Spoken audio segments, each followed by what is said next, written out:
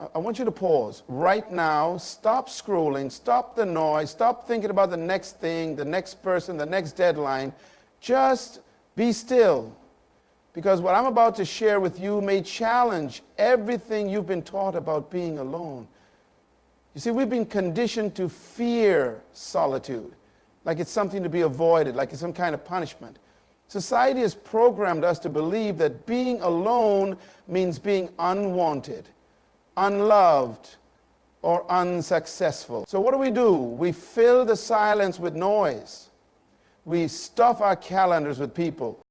We keep running from ourselves because we're terrified of what we might discover in the quiet. But here's the truth. Your greatest power is hiding in that silence. Your greatest breakthrough is waiting in that solitude. And your deepest healing, it doesn't come when you're surrounded. It comes when you're still alone. God never created solitude to punish you. He uses it to prepare you. He allows seasons of isolation not to break you, but to build you. Because the real you, the raw, unfiltered, powerful you, is revealed in moments when no one is watching, when no applause is clapping, when there's no one to impress but heaven itself. Let me tell you something. The most dangerous person on this planet is the one who has learned to be alone and still be whole, not lonely.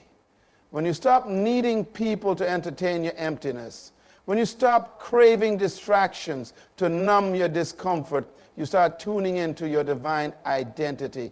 And suddenly, you realize, I don't need to be completed. I just need to be aligned. Think about it. When was the last time you sat in silence and listened to your own soul speak? When was the last time you enjoyed your own company without a phone, a playlist, a person? Just you and God.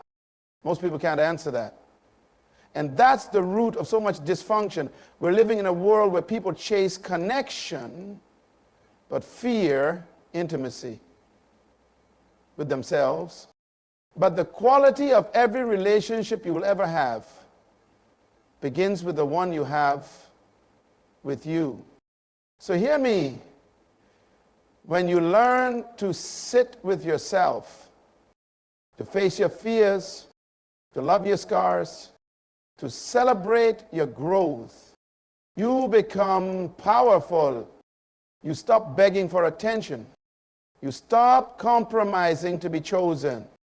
You stop explaining your worth to people not qualified to judge it. Because when you know how to stand strong in solitude, you stop being shaken by rejection. You stop being addicted to validation. You stop handing your joy over to someone else's opinion. Aloneness isn't weakness. It's a weapon. And when you learn how to use it, you become unstoppable. In solitude, you begin to meet the real you. Not the version you perform for the world, not the mask you wear to keep others comfortable, not the image shaped by expectations or applause, but the authentic you, the you beneath the titles, the you beneath the pressure, the you beneath the pain. And that discovery, that's where your transformation begins. You start to hear your true voice, not the one trained to agree, to avoid conflict, to be liked, but the voice that speaks truth even when it's uncomfortable. You begin to uncover your real desires, not the ones shaped by trends or filtered through other people's approval, but the desires God placed inside you before the world told you who to be. But most people never get there. Why? Because they're afraid of silence, afraid of facing themselves, afraid that if they strip away the noise, they won't like what's left. But hear me, What you fear the most often holds the key to your freedom. Yes, solitude can feel uncomfortable. Yes, the silence can feel like a mirror you don't want to look into. But that discomfort isn't here to destroy you. It's here to teach you. It will show you what you've been avoiding. It will reveal the beliefs you've outgrown. It will confront the lies you've believed about yourself. And in that confrontation, you begin to heal. You begin to grow. You begin to rise. You see, in today's hyperconnected world, solitude has become a lost art. We're drowning in noise, notifications, opinions, obligations. And in the chaos, we've forgotten how to hear our own voice, let alone God's. But let me tell you something. Your intuition, the voice of divine wisdom within you, only speaks in stillness. It doesn't shout over the crowd. It whispers in the quiet. And when you slow down long enough to listen, it will guide you. It will correct you. It will protect you. But you cannot receive direction when you're addicted to distraction. When you live by other people's expectations, you abandon your own soul. When you absorb everyone else's energy, you disconnect from your own power. And when you let the world define your worth, you forget that heaven already settled it. Solitude gives you back your power, the power to think clearly, the power to feel deeply, the power to choose your own path without needing permission. I've walked with thousands, and the ones who rise, who truly transform, who create lasting change, they all have one thing in common. They've learned to embrace solitude as sacred. They wake up before the noise to sit in stillness. They walk alone, not to escape people, but to return to themselves. They don't fear being alone. They honor it because they know solitude doesn't weaken you. It strengthens you for what's next. These are the people who aren't afraid to go to dinner alone, to travel alone, to sit in a movie theater by themselves, not because they lack company, but because they enjoy their own. They've discovered that solitude isn't loneliness, it's luxury. They don't rush to fill every empty space with noise or people. They know the value of their own presence. And when you reach that place where you no longer fear being alone, you radiate a different kind of energy. You become grounded, really become centered. You become whole. You're not needy. You're not desperate for someone to notice you. You're not waiting for someone else to complete what God already made complete in you.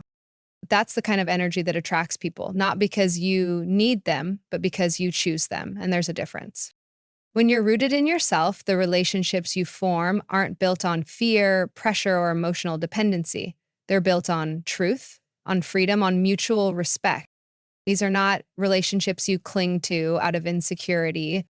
They are relationships that grow out of abundance. Because when you are already complete, love becomes a gift, not a rescue mission.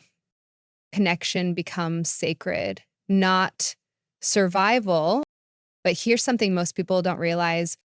Solitude doesn't just transform how you relate to others, it transforms how you relate to yourself. When you spend quality time with your own soul, you start to enjoy your own company. You laugh at your own jokes. You reflect on your own thoughts.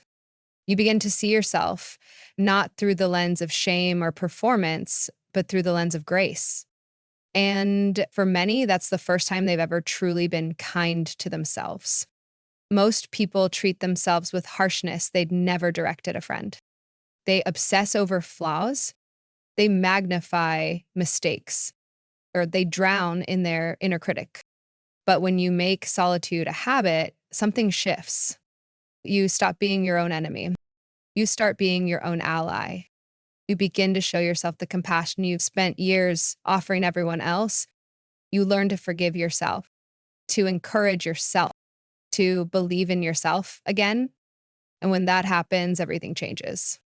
You stop tolerating what drains you. You stop shrinking to make others comfortable. You stop living beneath your calling because now you see your value and you protect it. In solitude, you also develop what I call emotional independence. You're no longer tossed by someone else's storm. You're no longer defined by someone else's approval. You're no longer broken by someone else's rejection.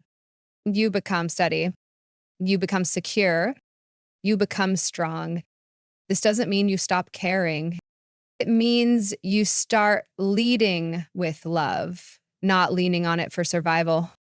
It means you're able to pour into others without running dry, because now you're anchored, and the anchor is within. Think about the most magnetic, grounded, radiant people you've ever encountered. The ones who walk into a room and shift the atmosphere without saying a word. The ones who lead with peace, not pressure.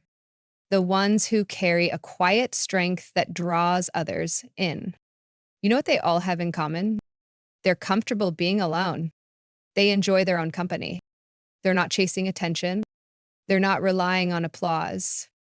They're not waiting on someone else to affirm their worth, because their competence isn't rented from the outside. It's built on the inside.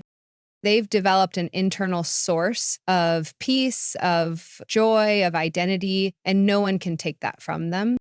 But here's the truth, that this isn't something you're born with. It's something you build. It's a discipline. It's a choice. It's a practice. And like every practice, it gets stronger the more you use it. The more time you spend in solitude, the more secure you become in who you are. And the more secure you are in who you are, the more powerful you become in how you live. Okay, but let's make a distinction right now. There is a difference between solitude and isolation. Isolation is driven by fear, by wounds, by pain that hasn't healed.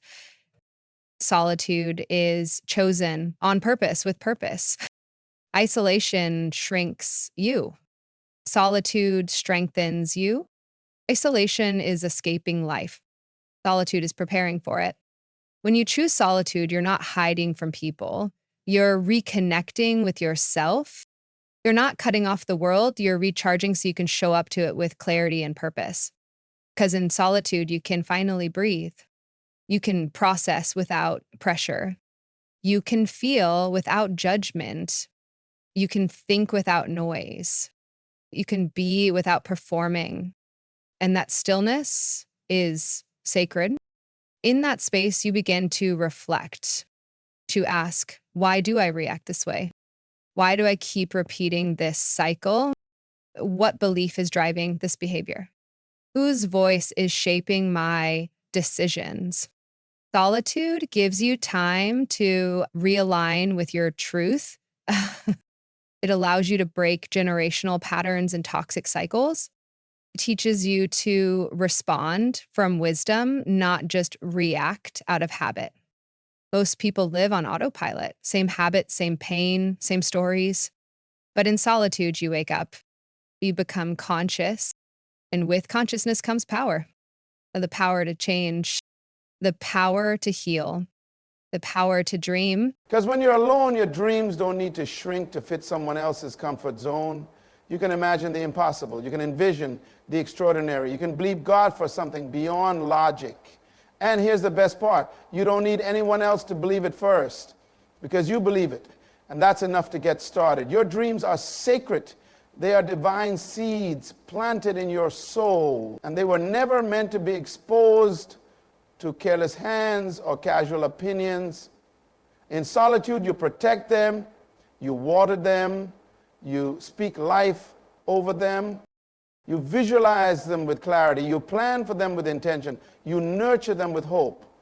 Because it's in the quiet that you meet the version of yourself who already holds everything you've ever wanted. And from that space of connection, you begin to become that person right now.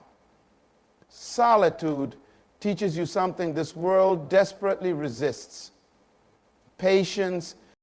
We live in an age that worships speed, quick likes, fast money, instant results. But true transformation, true greatness, it takes time. And when you're rooted in solitude, you stop rushing, you stop demanding, you stop measuring your worth by how fast things happen. Instead, you start to trust the process. You learn to honor the journey, not just the arrival. You begin to see progress even when the world doesn't. And that patience it becomes your superpower. It makes you the kind of person who builds legacy, not just success, who creates with intention, not with desperation.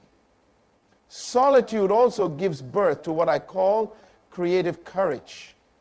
Because creativity, real soul-led, spirit-breathed creativity, is not about talent. It's about truth. And truth requires vulnerability. When you're still enslaved to opinions, when you live for approval, when your confidence is based on the crowd's applause, your creativity will always be compromised. But when you're comfortable being alone, when you no longer need to be liked to feel valuable, you unlock something rare. You begin to express the part of you that was buried under fear. You start to say what others are too afraid to say. You start to live what others only dare to imagine. And this courage doesn't just apply to writing or art or music, it applies to life. The courage to make different choices, to walk away from the script, to build a life that's authentic, not imitated. Because let's be real, most people are copies of copies, living dreams they didn't choose, chasing goals they don't understand, fitting into molds that were never made for them. But solitude breaks the mold. It reveals your uniqueness. It uncovers what makes you rare, what makes you divine, what makes you irreplaceable. And suddenly your quirks aren't weaknesses anymore. They're signs. They're strengths with assignments. When you stop trying to blend in, you start standing in your calling, you stop competing, you stop comparing, because you realize you're not in a race, you're in a category of one. You stop comparing yourself to others because you finally realize comparison is a lie. It's meaningless when everyone is walking a different path. In solitude, you learn to honor your lane, to trust your own timing, to celebrate your own process. You stop looking sideways and start looking inward. Because the truth is, when you're always chasing advice, always seeking confirmation, always needing someone else to tell you what's right, you silence your own wisdom. You become dependent, paralyzed, stuck in the waiting room of other people's opinions. But solitude changes that. Solitude teaches you to trust yourself. When you sit with your own decisions, when you feel their weight, when you own the consequences, you begin to understand something powerful. You can handle this. You can figure things out. You can walk through uncertainty with courage. You don't need every answer before you start. You don't need permission to move forward. You don't need perfect conditions to begin. You trust your instincts, you act with conviction, and you adjust as you go. Because people who trust themselves, they move, they build, they leap. They don't get trapped in someday. They understand that later is often a disguise for fear. And here's something else. Solitude reveals your real voice. See, every one of us carries a crowd in our head. Voices of parents, teachers, critics, culture, telling us what we should do, what's normal, what's safe, what's possible. These voices get so loud, so repetitive, so familiar, that we start to mistake them for our own, but they are not. Your true voice, the one that carries your soul's wisdom, your divine blueprint, it doesn't shout, it doesn't argue, it whispers, it nudges, it invites, and you only hear it in the quiet. That's why solitude isn't optional, it's essential, because your authentic voice will never lead you wrong. It might lead you into uncomfortable places. It might ask you to make bold moves. It might require faith over logic, but it always leads you home, to a life that reflects who you really are, to relationships that fit your soul, not just your schedule, to choices that bring peace, not just approval, to work that fulfills, not just impresses.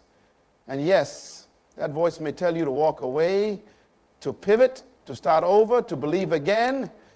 It will always be easy, but it will always be true.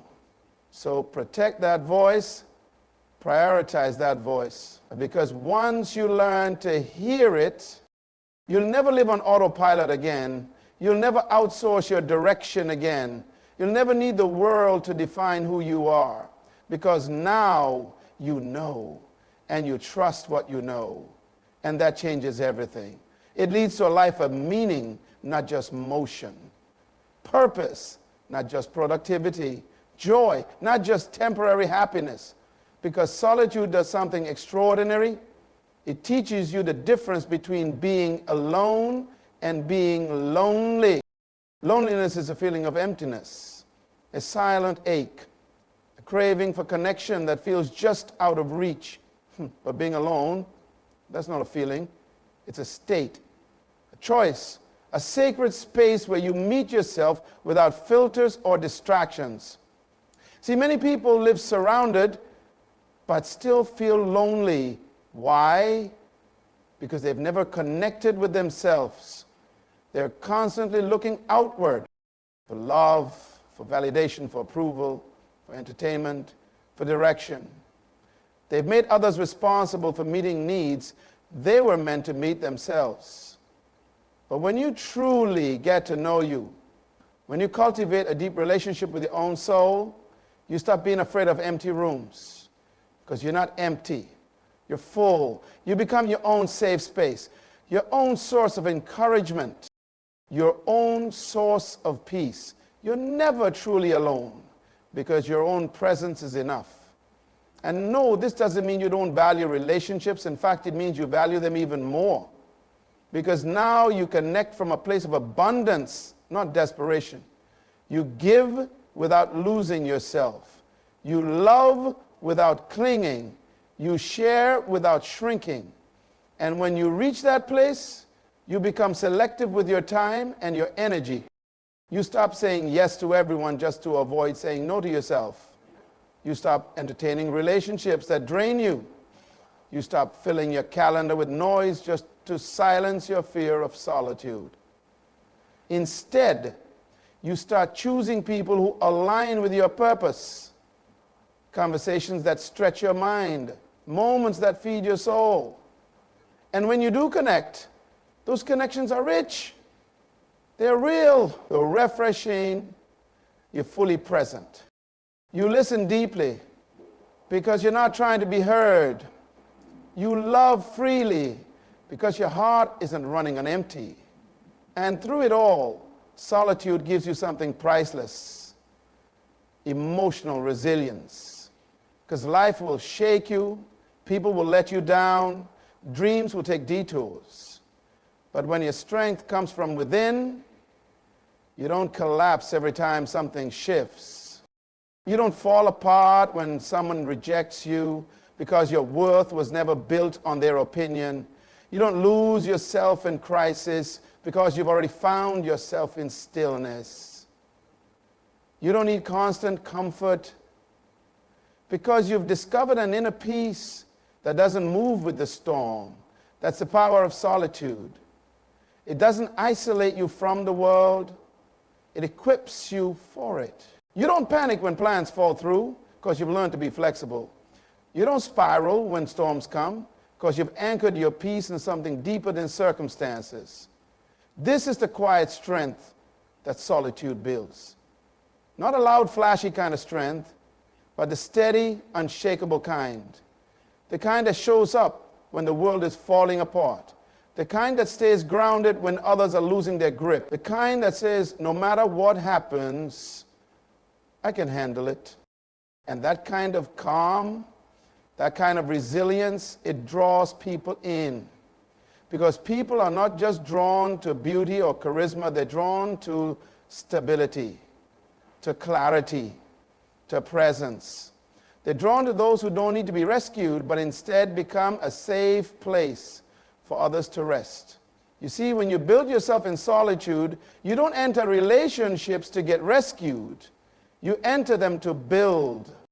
You become the person others turn to, not because you have all the answers, but because you carry peace in the middle of unanswered questions. And here's another gift solitude gives you: your rhythm. You start to walk through life at your own pace. Not faster because someone else is rushing, not slower because someone else is stuck. You stop dancing to everyone else's song and start moving to the rhythm of your own soul. Because when you're constantly syncing with others, their opinions, their timelines, their expectations, you lose your sense of direction. You wake up exhausted from chasing what was never yours. You become reactive instead of intentional. You become busy instead of purposeful.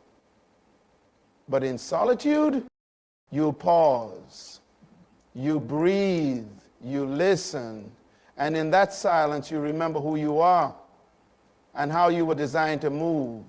Maybe your rhythm is slower, more thoughtful, more grounded. Maybe your rhythm is bold, creative, unconventional. Whatever it is, it's yours. And you don't need to apologize for it. Because alignment matters more than speed. Peace matters more than approval. And purpose matters more than fitting in. When you live in your own rhythm, you stop comparing timelines. You stop feeling behind. You stop forcing yourself into spaces that don't feel right. You start living on purpose. You start choosing with clarity. You start walking in sync with heaven, not just with culture. And that, right there, is the life God intended for you all along. Not rushed, not noisy, not scattered, but rooted, resilient, and real.